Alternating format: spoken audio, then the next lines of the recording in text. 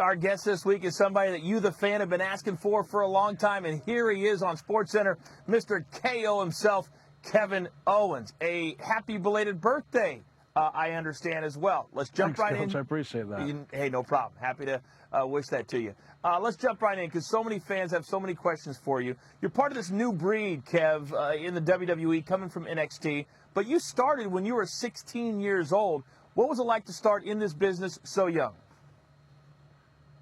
Yeah, actually, I had my very first match on my 16th birthday. So wrestling for WWE last Saturday on my birthday, things kind of came full circle. You know, it's obviously a dream come true, but starting that young, you know, it took me to some interesting places. I was 11 years old when I first watched a WWE event, which was WrestleMania 11, and that's the moment I decided I was going to do this for a living. When I was 14, I started training. I completely gave up on any other kind of sports. I dove headfirst into professional wrestling. I started training in a barn, actually, for the first month, and then the barn collapsed on the ring. Obviously, nobody was training at the time, thankfully, but it's been a pretty crazy ride. WrestleMania 32. We were there. SportsCenter was there. The show kicked off with that amazing ladder match. You were a part of it. Take me through that experience for you.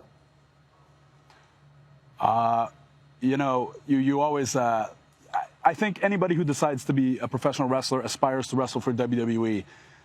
You know, that's the ultimate goal. And I imagine that moment, you know, coming out at WrestleMania. I imagine that moment, you know, hundreds, if not thousands of times throughout my career. But even what I had imagined, I wasn't prepared for that feeling.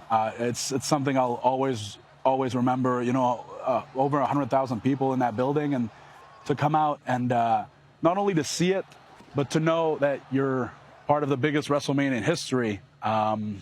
It's just, and it was my first WrestleMania. It just makes, it just made for an incredible night, and I'm looking forward to topping it because to me, that WrestleMania was only the beginning. You know, I'm looking forward to bigger and better things, you know, over the course of the next few years at WrestleMania. But it was definitely something I'll never forget.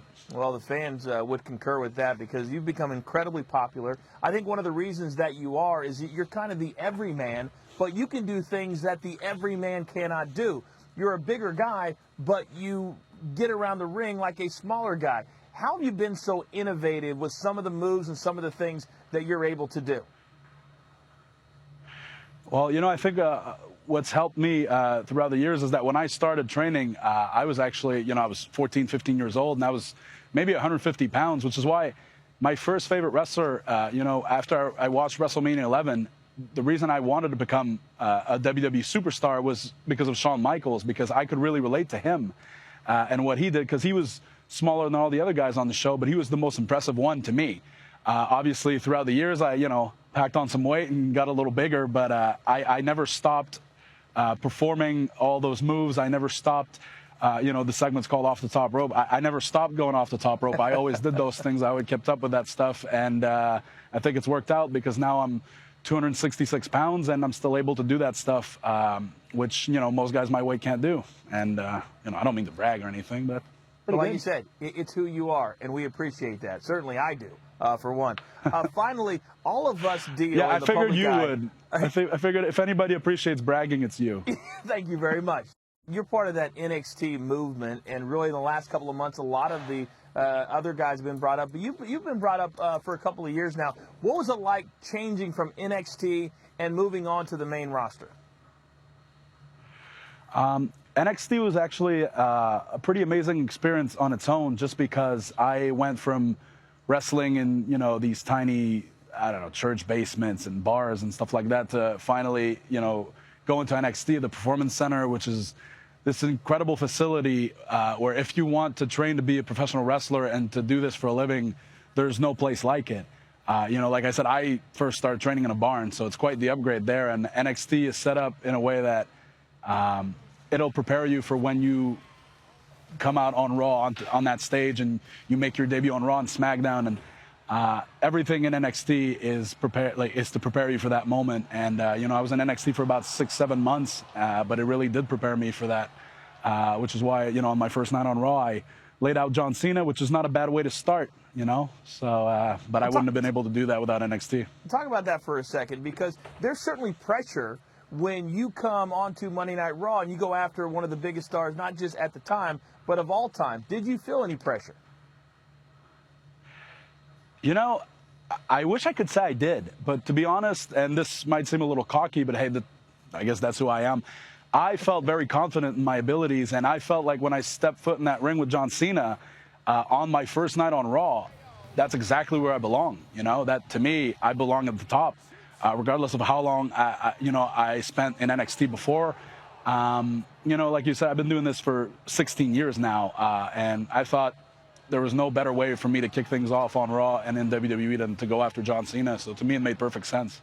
The Twitter trolls, you've become a social media icon because of how you deal with people on Twitter.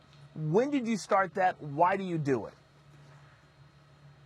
I mean, that started years ago. As soon as I joined Twitter, you know, back in, I don't know, 2011 maybe, before I even ever talked to WWE about coming here, I noticed, you know, a lot of people think that their Twitter accounts gives them some sort of power, and it gives them the right to be disrespectful or offensive, and I just don't believe in that. I mean, yes, I'm a public figure, but I'm not just going to sit there and take people's crap, for the lack of, you know, better words. And I actually get a huge kick out of, you know, fighting back a little, and I think a lot of the people that follow me on Twitter get a kick out of that as well. So, you know, I always try to stay as respectful as I can be, I guess. But, you know, if you come at me, chances are, obviously I get, you know, hundreds of tweets every day. I don't see them all. But if yours catches my eye, you're doing it at your, you know, at your own risk, because chances are I'm probably going to come at you and I'm going to win because I'm pretty witty. Again, I don't mean to brag, but I don't know. I got to be honest. I've learned from you. So. I've started doing it, and it does feel good, and it's sometimes the right thing to do. Kevin Owens, we've been wanting this for a long time. It feels great. We now know you a little bit better. Thank you, sir, for joining us here on Off the Top Rope. Thanks, Coach. Hey, can I just, real quick, there's something going on in Alberta, Canada right now. There's a forest fire that got way out of control in Fort McMurray, Alberta. Thousands of people were evacuated. Thousands of people lost everything they had. Tyler Breeze and I set up a GoFundMe campaign to raise money to donate to the Canadian Red Cross. If you want to give, we'd appreciate it. WWE.com is all the info for that. Just before I go, I'd really like to let people know. Very good. Thank you, Kev. Thanks, Coach.